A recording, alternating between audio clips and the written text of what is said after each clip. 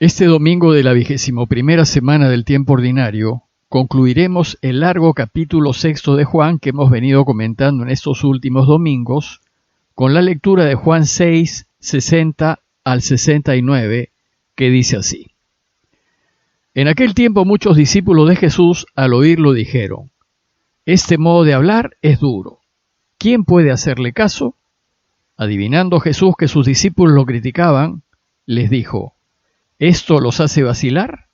¿Y si vieran al Hijo del Hombre subir a donde estaba antes? El Espíritu es quien da vida. La carne no sirve de nada.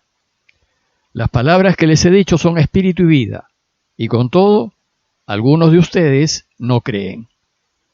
Pues Jesús sabía desde el principio quiénes no creían y quién lo iba a entregar.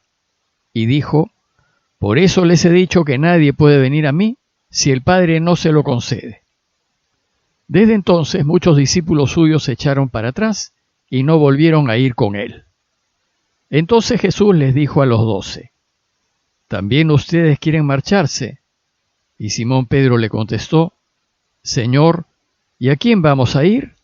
Tú tienes palabras de vida eterna, y nosotros creemos y sabemos que tú eres el Santo consagrado por Dios. Si recuerdan, el capítulo 6 es un largo discurso acerca de la Eucaristía y que empezó con la multiplicación de los panes. A lo largo de este capítulo Jesús fue avanzando en su enseñanza y llevando a la gente poco a poco hacia la luz, hacia el entendimiento, hacia la comprensión. Pero sus afirmaciones fueron cada vez más desconcertantes y pusieron el ambiente en tensión creciente. Primero, se generó tensión en su auditorio cuando denunció que a él lo buscaban por conveniencia, por interés. Me buscan, les dijo, solo porque les he dado que comer.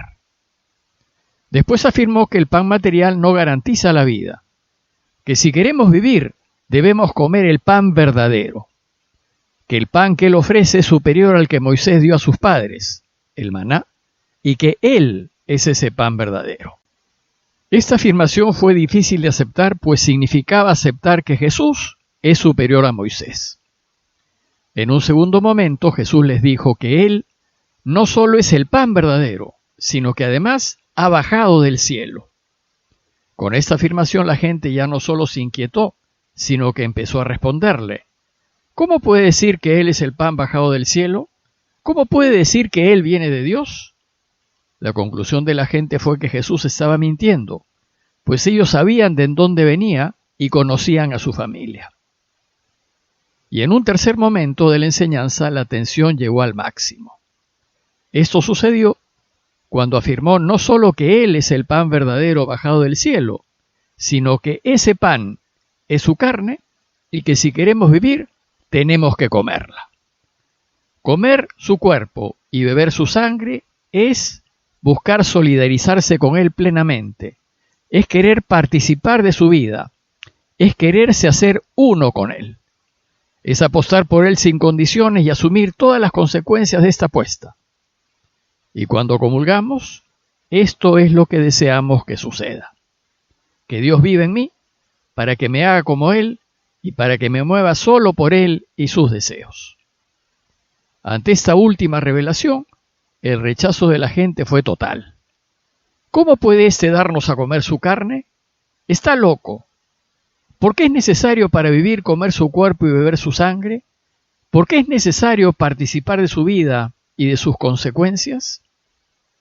Como pueden ver, a lo largo de sus enseñanzas la tensión fue poco a poco en aumento, y a cada paso las afirmaciones de Jesús les parecían más desconcertantes. Pero que diga que si queremos vivir debemos comer su carne y beber su sangre, ya era demasiado. Él habla como si hubiese perdido la razón. Nosotros, 2000 años después, que ya sabemos que Jesús venció a la muerte y resucitó, podemos entender mejor lo que quiso decir. Pero este no fue el caso de sus oyentes. Ellos no sabían que iba a resucitar. No conocían el final de su camino ni tenían a mano la totalidad de su mensaje. Tampoco sabían que era él el Mesías y menos aún que era Dios. En consecuencia, El texto de hoy nos dice que la gente, al oírlo, reaccionó diciendo: este modo de hablar es duro. ¿Quién puede hacerle caso? Ellos consideran que su lenguaje es desafiante, que los saca de sus esquemas, les exige, los cuestiona, los obliga. Pero lo triste es que esto no solo lo pensaba la multitud, sino que lo pensaban también sus propios discípulos. Ellos lo critican y murmuran contra él. Entonces, a causa de sus enseñanzas se produjo una crisis dentro de la propia comunidad de discípulos. Jesús se da cuenta de que los suyos se escandalizan con sus enseñanzas y por eso, dice Juan, adivinando Jesús que sus discípulos lo criticaban, les dijo: ¿esto los hace dudar? O dicho de otra manera, ustedes dudan que yo sea el pan verdadero que ha bajado del cielo y dudan que para vivir tienen que comer mi carne y beber mi sangre, ¿verdad? Pero, ¿y si vieran al Hijo del Hombre subir a donde estaba antes? Es decir, si después de muerto me ven resucitado, ¿dudarían? ¿Y dudarían si después de resucitado me ven que haciendo a la derecha del Padre? Si se escandalizan porque les dice que tienen que comer su carne, con mayor razón se escandalizarán cuando lo vean resucitar. Hoy nosotros sabemos que después de la resurrección sus discípulos ya no dudarán, pues estarán totalmente convencidos de que sus palabras son ciertas. Pero en esos momentos de su vida, cuando Jesús aún estaba vivo y en plena actividad, sus discípulos dudan, lo cuestionan y hasta lo critican. El problema de los discípulos es un problema de fe, pues creer no es fácil, supone apostar y arriesgarse a ciegas. Y esto significa que para entender todos estos misterios es necesaria la ayuda del Espíritu Santo que da el Padre. Por eso Jesús les dice: las palabras que les he dicho son espíritu y vida, y hay que vivir en el Espíritu, estar en Dios, unirse a Él por la oración, pues el Espíritu es el que da vida. Pero esta verdad la intuye solo aquel que busca a Dios y está cerca de Él. Cae en cuenta solo aquel que tiene finura y sensibilidad espiritual, pues puede descubrir verdad en las palabras de Jesús. Jesús entonces concluye diciendo: por eso les he dicho que nadie puede venir a mí si el Padre no se lo concede. Es decir, sin la gracia del Padre, sin la ayuda del Espíritu Santo, Jesús no puede convencer ni siquiera a sus propios discípulos, por más que trate de explicarles. Entonces termina sus explicaciones reconociendo la realidad y con una cierta desilusión les dice: y con todo, algunos de ustedes no creen. Pues Jesús sabía desde el principio quiénes no creían y quién lo iba a entregar.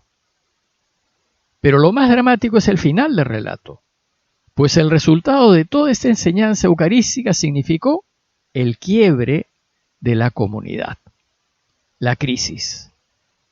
Nos dice Juan que desde entonces muchos discípulos suyos se echaron para atrás y no volvieron a ir con él. Lo dejaron, convencidos de que estaba loco, que no sabía lo que decía, que sus exigencias estaban fuera de toda realidad, y en esas condiciones, ¿quién puede seguirlo? El relato pues concluye con un triste final, ya que muchos lo dejaron, se separaron de él y se apartaron de la comunidad. Y Juan nos dice que fueron muchos. Parece que al final solo se quedaron los 12 del inicio. Entonces, en medio de esa crisis de fe, al ver que la gran mayoría se fue, Jesús se dirige a los pocos que quedaron, a sus íntimos, a los que él había elegido, a las cabezas de la iglesia que está formando, a los 12, y les dijo: ¿también ustedes quieren marcharse? Fue un momento muy duro en la vida de Jesús, en donde su proyecto de procurar que Dios reine en medio nuestro parecía condenado al fracaso. Jesús se corría el riesgo de quedar solo y de tener que empezar todo de nuevo. Entonces Pedro, en nombre de los 12, da una respuesta de profunda fe. Y le contestó: Señor, ¿y a quién vamos a ir? Tú tienes palabras de vida eterna, y nosotros creemos y sabemos que tú eres el Santo consagrado por Dios. Las palabras de Pedro, nosotros creemos y sabemos, son una afirmación de fe. Brotan del profundo convencimiento de que Jesús efectivamente ha venido del Padre y que lo que nos enseña es para la vida. Pedro y los 11 apuestan de nuevo por Jesús, se arriesgan por el proyecto del reino y asumen todas sus consecuencias. Pero es solo una pequeña comunidad de creyentes, unos pocos que creen que Jesús es el Mesías y que después afirmarán que es también Dios. Ahora Jesús tiene que recomenzar, pero contando con su pequeño grupo inicial. Como conclusión, los invito a considerar lo siguiente. En primer lugar, que el camino de Jesús no es fácil de seguir. ¿Estamos dispuestos a hacerlo? En segundo lugar, aceptar que las desilusiones y los fracasos de la vida son parte del camino, que el esfuerzo por buscar en todo momento la paz, la verdad, la justicia, está lleno de dificultades y carencias, y que asumir esto es comer su carne y beber su sangre, es cargar con su cruz y seguirlo. ¿Estamos dispuestos a jugarnos por él, a pesar de las dificultades que se nos puedan presentar? Y en tercer lugar, si estamos en el camino recto, nunca debemos perder las esperanzas. Nunca hay que rendirse, y siempre hay que estar dispuestos a recomenzar. Pidámosle a Dios su ayuda para seguir adelante en su camino, y su ayuda para sostenernos en este esfuerzo gracias a que comemos su carne y a que bebemos su sangre. Gracias a que recibimos la Eucaristía. Parroquia de Fátima, Miraflores, Lima.